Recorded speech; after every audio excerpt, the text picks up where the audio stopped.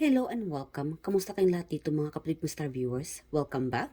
So, ang reading natin ngayon is about, ito ba ay para sa iyo? So, this is timeless and collective reading and pick a card tarot reading. We have pile number 1 and pile number 2. So, meditate muna kayo mga kapatid bago kayo pumili ng any of this pile na meron tayo ngayon. And pagkatapos nyo mag-meditate, piliin niyo po yung pile kung saan yung or alin dito yung tumatawag pansin sa inyo. Alright, you can choose one pile or two piles. And yeah, so this could be the signs, no? Kung ikaw ay nandito para malaman yung sinyalis kung ito ba para sa iyo or hindi. This could be about love life, a thing, job, money, decision. Then guys, katuwaan lang po ito, no, itong reading na ito. So maybe this could be the answer for you sa mga bagay na recently ay gumugulo sa iyong isipan. And I do hope na makaresonate kayo and makuha ninyo ang sagot para sa inyo dito. Alright, so I'll see you guys later. So, pile number 1, kamusta kayong lahat dito? I do hope everybody are doing well. First things first, kunin natin ang inyong current energy para malaman natin na ang reading na ito ay para sa inyo. Alright, and hoping na nakuha natin ang inyong energy and this is for you. Alright, Spirit Guide Angels, kamusta ang ating pile number 1? Ano ang kanilang current energy? Pile number 1's energy at this moment. Okay, feeling mo ay I'm hearing like distracted. You're trying your best not to get distracted. Yung iba naman dito ay parang nawala ng confidence sa sarili. Feeling alone, feeling na ang laki ng pinagbago mo, no? Siguro mga tas paligid mo ay somehow it changed you. Noon ay masayahin ka, cheerful ka, and then recently parang naging bugnutin ka na, less confident, walang tiwala sa sarili. It's like noon ay napaka-successful mo, ngayon naman ay parang, like again, low vibration could be. Yeah, so ibang-iba ang energy mo ngayon, ano? Nawalan ka ng pag-asa, low esteem, nawalan ka ng confident. Lately, panay, ano mo na lang, no? Nagmumukmok. Noon ay happy-go-lucky, pero ngayon ay heartbroken. The bottom of the deck is Three of Swords. Disappointed. Heartbroken. Maybe this could be like a betrayal, no? You are still trying to heal yourself from whatever circumstances, no, yung mga nangyari. Opportunity siguro na napag-iwanan ka, o siguro lately ikaw itong iniwan, or manalalaman kang I don't know, a chismis na nasaktan ka, na betrayal. Like again guys, kunin nyo lang mga kapatid kung saan kayo nakakasanita dahil iba-iba po yung energy na kukuha ko dito. Alright, so your recent energy or your current energy at this moment, pile number 1, feeling disappointed, heartbroken, betrayal. Noon ay masaya-masaya ka. Sabihin natin na yesterday you were just too happy, no? Ang saya-saya mo, parang lahat ay pumapanig sa'yo, but then kinabukasan, no? Ang laki ng naging epekto sa inyo itong pangyaring ito, itong disappointment or betrayal, or like again guys, feeling like less confident, heavy energy sa inyo dito. I'm so sorry at kung kayo ay na-experience nyo ito, no? Itong mga heartbroken, betrayal, or feeling unsuccessful. Parang siguro lumagapak ka. Like again, noon siguro ay isa ka sa mga naging successful, and then ngayon ay hindi mo in-expect itong pangyaring ito, no? Na siguro ay sa negosyo nawalan ka ng investments or malaki ang nawala sa iyo, and it discourage you, yung iba dito sa inyo.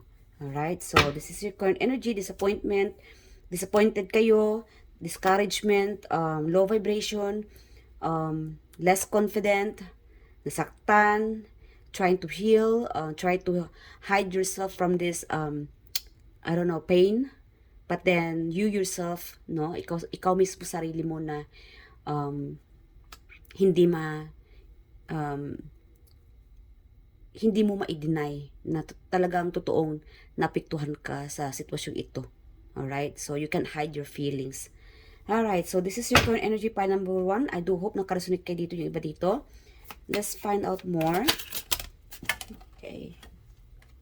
Yung iba naman is, you think you are feeling completed, no? Happy, masaya ka ngayon sa pamilya mo, with your kids, busy-busy yan sa pamilya, and you're financially doing well. Opposite naman ito sa first energy na kukuha natin.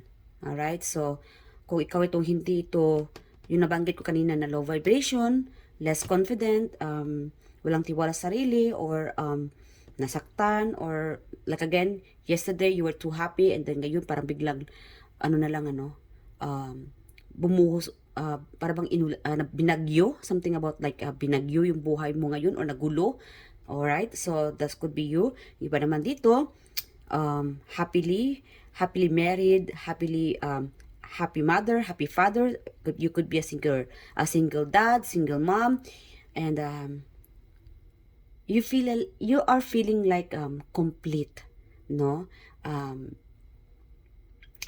Okay na sa iyo kung anong buhay meron ka ngayon. Kontento ka na. Financially supported, financially stable, emotionally stable, family stable. So yeah. That's your current energy pile number 1, yung iba dito sa inyo, no? So yeah, you think na feeling mo na natanggap mo naman or na-reach mo na yung goal mo. Alright, so this is you, yung iba dito sa inyo, pile number 1. Alright, so let's find out the answer, yes or no, about this, or ano ba ito? Alamin muna natin tungkol saan itong goal, or tinatanong mo what is this about? Why you choose pile number 1? Ano bang iniisip mo ngayon? Spirit guidance sa pile number 1. Tungkol saan ito? Itong minamanifest ba nila? Itong tinatanong nila na para sa kanila ba o hindi? What is this about? Okay, about the hangman. Okay, so yung iba sa inyo dito, I think you just need to lie down. Magpahinga muna, mag-relax muna. Kailangan mo itong mag-relax. Like again, kung ikaw itong heavily pain, disappointed, I think you just need to relax. Relax your mind, your body, your soul. Kailangan mo mag-relax because maybe lately you are overdoing it. Nasubrahan ka. Or whatever it is, kailangan mo lang talaga mag-relax muna. Mag-isip na mag-isip until you just need to be more patient. Patiently waiting. And the universe will be there. See? The universe is working on your manifesting, or kung ano itong hinihiling mo. It's something about healing. Okay? So, the universe is helping you. Guys, pile number 1. Si universe, your guides, they are helping you. They are using their magic, no? Ginagamit nila yung magic nila para mag-heal ka. Yeah. It's like physically, you are physically tired, emotionally tired,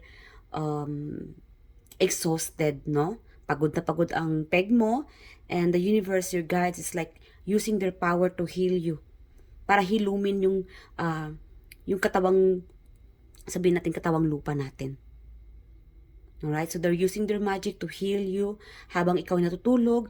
Later on, you'll be waking up realization, or you will have this waking up, magigising ka na lang na full of energy. Yung ibabalik, no? Parang nire-restore ni universe yung dating ikaw. Na binabalik ni universe yung dating ikaw. Na ngayon ay ang ibang-iba. So, yeah, they are trying to awaken you.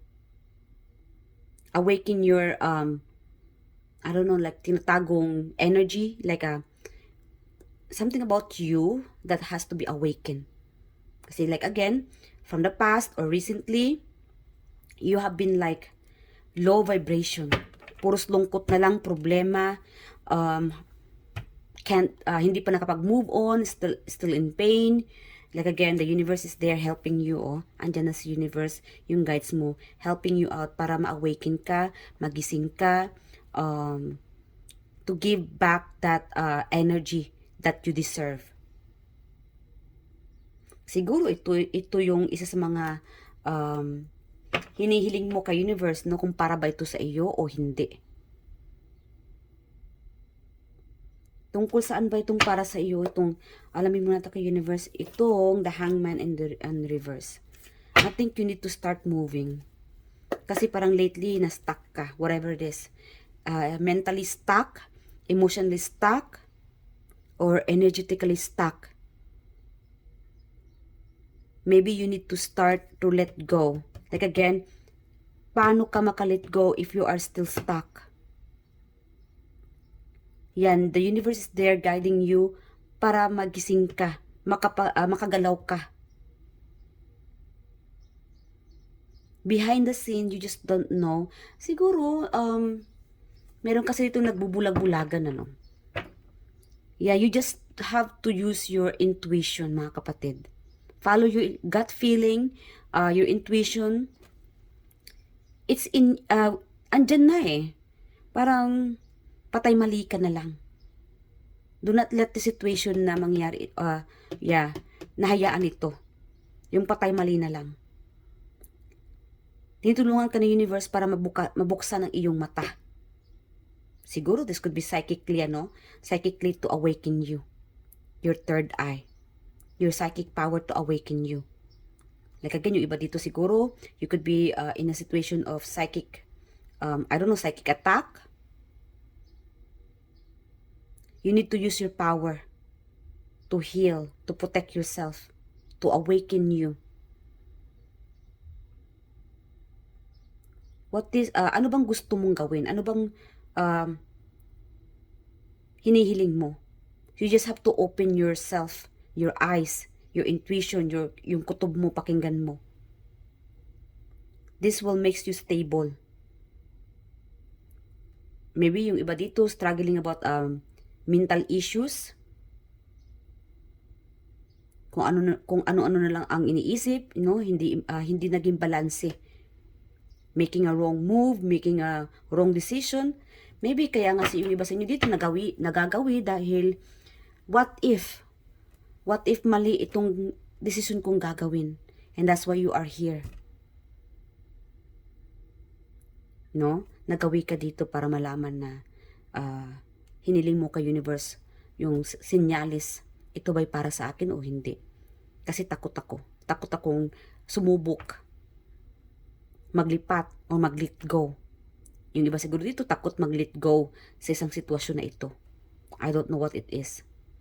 Let go, let go your family, a family member, relationship, studies, I don't know. Most likely sa inyo dito is you are struggling within you yourself. It's like more on spirituality. You could be in a spiritual challenges, mga challenge, part of your spiritual journey. See, your universe, your guides are there helping you to correct your mistakes. Yeah, para hindi ka na ulit magkaroon pa ng pagkakamali na magawa yung maling desisyon na iyon. So, let's find out na, yes or no, mga collective. Ito ba'y para sa iyo? Yes or no? Guys, kunin nyo lang guys kung saan ka nakaka-resonate, kung hindi naman para yun sa iba. Wag lang po natin lahatin. Kung hindi mo ramdam ang reading na ito, kung hindi ito naayon sa iyong sitwasyon ngayon, meaning hindi ito para sa inyo. Try to choose pile number 2. Alright? Wag lang po tayong bitter mga kapatid. Alright, Spirit, can just yes or no? Sa ating mga collective, pile number 1, who choose pile number 1? Pile number 1. Okay, maybe. Nahirapan, Nahirapan makapag-desisyon. Like again, ito nakapikit ang iyong mga mata. You need to feel this, sensation. Kung para ba ito sa iyo o hindi. Okay? Pakinggan mo ang iyong sarili. Your soul. What is your soul trying to tell you? Is this for you or not? Ikaw lang ang kakaalam, ikaw lang ang makakasagot para dyan. That's why we have here maybe. Stalemate, truth, sitting on the fence, crossroad, difficult decisions, painful choices, stressful decisions, opposition, facing your fears, being torn between two relationship, divided loyalty. Siguro, this could be about relationship. Para ba sa iyo ang taong ito? Is this, itong decision bang gagawin ko ay para sa akin ba? Nagiging maganda bang future ko para sa taong ito? This could be about creating a family. Like again, guys, for you here, pile number 1, main message for you here, follow your instinct, your gut feeling. Believe in yourself. Buksan ang iyong mga mata. Pakinggan ang ating sarili, most likely here. Pakinggan ang iyong sarili, buksan ang iyong mga mata. At tingnan mo itong paligid mo. Magmasid-masid ka. Huwag kang matakot. Huwag mong hayaan ang iyong sarili na kainin ng takot. You need to stay strong. Okay? Isipin mo lagi ang iyong pamilya. Prioritize your family, your future, your well-being. Okay? So, ikaw lang. Alright? Pile number 1, ikaw lang nakakaalam kung para sa iyo ba ito o hindi. Alright? That's the direct message for you here for pile number 1. Alright? So, I'll see you guys later. Pile number 1, I do hope satisfied ka sa reading na ito. I'm sure yung iba dito ay nakukulangan hindi satisfied. So, I'm sorry guys. Ito ang nakuha nating sagot. And let's just respect ano yung sagot ng universe para sa inyo dito. I love you guys and I'll see you guys on my next reading. Bye and thank you. Hello, pile number 2. Kamusta kang lahat dito sa ating pumili ng pile number 2 with the sun and white stone pendant. I'm sorry. Pakilakasan na lang po ng volume ng reading na ito mga kapatid dahil hindi ko po gamit ang aking microphone. Kamusta kayong lahat? I do hope everybody are doing well. So ang reading natin ngayon, ito ba ay para sa iyo o hindi? Something na iniisip mo ngayon, it could be about love life, a person, decision, work, finances, whatever decision that you are going to do or to make. Let's find out kung ito ay para sa iyo. If lately the reason kaya nagaway ka dito dahil you are indecision, no? Nahirapan ka kung anong dapat mong gawin, kung ito ba'y para sa iyo or hindi. So again guys, ito ay katuwaan lamang, wag lang natin seryosohin, ano? And again, this could be a sign, yung iba dito sa inyo, this could help you, this reading. Baka ito ay maging malaking tulong sa inyo na mabigyan ng sagot or a sinyalis, no? Sinyalis from your guides na for you to make this decision. This could be for you or not. Kung ikaw ay nahihirapan recently to make this decision or it could be an idea. Alright, so let's buckle up mga kapatid. Pile number 2. Let's find out first your current energy. Kunin natin ang yung current energy and then if not, kung hindi nyo ramdam ang energy na nababanggit ko dito, meaning this reading could might not for you, no? Pile number 2 or you should choose pile number 1. Baka may sagot para doon sa inyo or baka doon sa pile number 1 makakasunit kayo. If the whole video hindi pa rin kayo nakakasunit, I'm so sorry, no? Pasensya na kung hindi man kayo satisfied sa reading na ito. Better next time na lang at makuha natin ang inyong current energy. Alright, so sa next reading natin. I love you guys. Alright, so Spirit Guide Angels, kamusta ang ating current energy ng ating mga collective for pile number 2?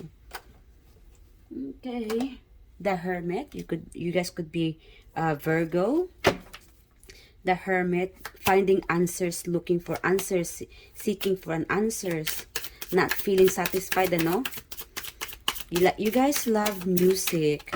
Music gives you like satisfaction or healing. So, if you guys feel in pain, disappointed, or feeling down, I think for you guys, pile number 2 should listen to a music. Music helps you to enlighten you, no? Nakakaroon kayo ng healing or you be feeling healed by listening to your favorite music or any music, no? Or yeah, it gives you I don't know, malaking tulong talaga sa inyo ang music. Pile number 2. Ano pa? Pile number 2's energy, Judgment. Alright, maybe this pile number 2 will receive an answer from the universe, ano. Yeah, I do hope, no, mga kapatid, pile number 2 will receive an answer or satisfied sa reading na ito. Yeah. Okay, so judgment, this could be about a good news sa inyo. You might be hoping to receive good news during this reading. So, I do hope na this pile number 2 will be good news sa inyo. What else, current energy ng ating mga collective? Kaya nagawi kayo dito, no?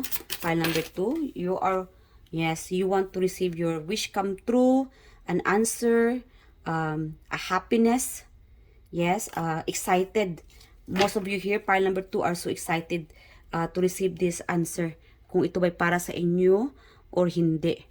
And hoping to receive a positive message from this reading, or you could be receiving a positive message from your guides. Kasi whatever you guys pray, manifest, or wish, you will be receiving an answer so soon. I'm getting like iba dito sa inyo, pile number 2 might receive good luck, good news. Yeah, this will make you happy.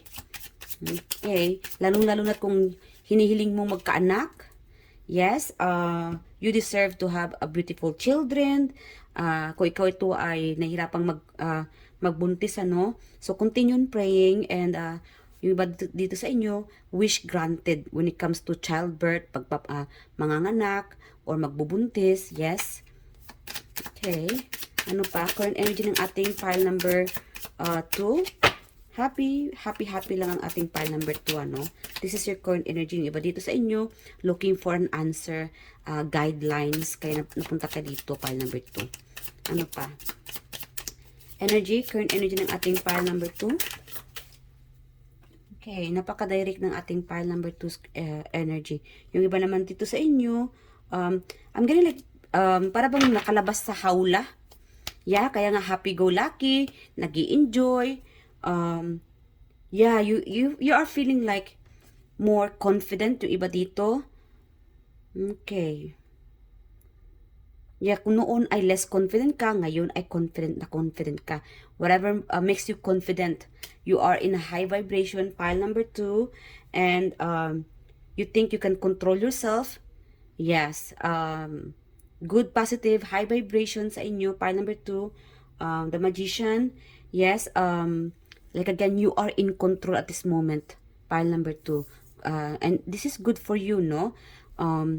You are happy, you are excited. You love listening to a music. Sometimes you just stay quiet, solitude, and it's okay. Yung iba dito, you might be sad, but you can be able to hid that feeling, no? Pagka pagod ka, feeling down, you just choose, no? Pinili mo na lang na mag-solitude sa bahay lang, magkukulong lang muna dahil wala ako sa mood. That's you, pile number 2. Yung iba naman dito sa inyo, surprisingly, ano, parang biglang nag-boost yung iyong confident. Kung noong less confident ka, biglang nagkaroon ka ng confidence. Siguro, there could be like travel sa inyo dito. Like again, nasabi ko kanina, parang nakalabas sa hawla, no? Nag-i-enjoy. Dahil noon, na-stuck ka, hindi ka masaya, you could be like, this could be related sa, I don't know, family, finances, or relationship, or work. Yes, ngayon ay nag-i-enjoy ka. You are currently enjoying getting out from this toxic, no? Or sadness. Or siguro, like again, solitude ka siguro lately. And nakalabas ka lang ng bahay, ang saya-saya mo. Dahil kailangan mo to. Yung iba dito. So, this could be your plan, yung iba na ano bang gagawin ko? Parang feeling ko stuck ako. I think you guys should just get out from your comfort zone, or sa kinakatayuan mo, lumabas ka muna ng bahay, mag-enjoy ka muna, listen to a music, maki-party na muna. You need this, yung iba dito. Kailangan mo ito. Ito makipaghalubilo, makiparty, maggagala ka muna, go with a family and friends, makikiparty, or punta ng mga bundok, mag-hiking, or maglakad-lakad, listen to a music while running and walking. Baka kailangan mo rin mag-exercise, yung iba dito sa inyo. Meron ditong kulang sa exercise. So, you need this exercise, guys, to boost your energy. Okay? So, that's the current energy ng ating pile number 2. So, let's move on. Is this for you or not? My spirit guide angels. Yes or no sa ating mga collective? Ito ba ay para sa kanila? Yes or no? Yes. Hold this tight. Panghawakan mo ito. Mabubuo mo ito. You are leading towards success. To the right path. Kasi meron itong yung iba parang ang tagal-tagal mo na itong hinihintay. Or ang tagal-tagal mo na itong pinagtatrabahuan. Yes, this is meant for you. Para ito sa iyo. You just had to continue on being patient. Maging pasensya kayo, pasensyoso. Kasi hiniling mo ito kay universe, I'm sorry. And you receive the answer. It will be so soon. Yung iba dito, it will be fast. Mangyayari ito, makakalabas ka rin dyan. Magsa-celebrate ka dito. Magsa-success ka dito. This could be like a psychically. You'll be boosting your confidence. You need to cheer up. Yung iba dito, parang naging lantang gulay eh. Once you receive this good news, this is for you. Kahit anong gawin man, kahit babaliktarin ka man ng buong mundo, kahit you against the world, this is for you, whatever it is. A new beginning, good news, physically starting something, creative spark, new initiative, finding new passion, enthusiasm, urgency, accepting a challenge, potential, talent, growth. Yes, there will be growth. Whatever it is, guys, money, love, family, wealth, your health is for you. Okay? Physically, may potential ka dito. Psychically, you have potential. You are boosting your confidence. You will becoming more stronger, more confident. Kung ano itong hiniling mo, yes, it's for you. Ibibigay ito ng universe. Congratulations, pile number 2. You deserve this. Makakaalis ka rin dyan. You will be receiving good news. A surprise for you, pile number 2. Congratulations. Okay? Whatever you manifest, magaling ka sa pagmamanifest. Focus on positive side. Tanggalin itong mga discouragement. Change this bad habit. Mag-exercise ka. Connect with the nature. Connect with the family. Continue on praying, manifesting, and meditation. Mag-meditate ka palagi. New beginnings, success, good news. You will be receiving this all. Okay, continue on high vibration. Believe in yourself. Alright, so hanggang dito na mga kapatid. Pile number 2, I do hope nakaresonate kayo. Please leave your comment below what you think about the pile you choose. And I'll see you guys in the next reading. And thank you. Bye!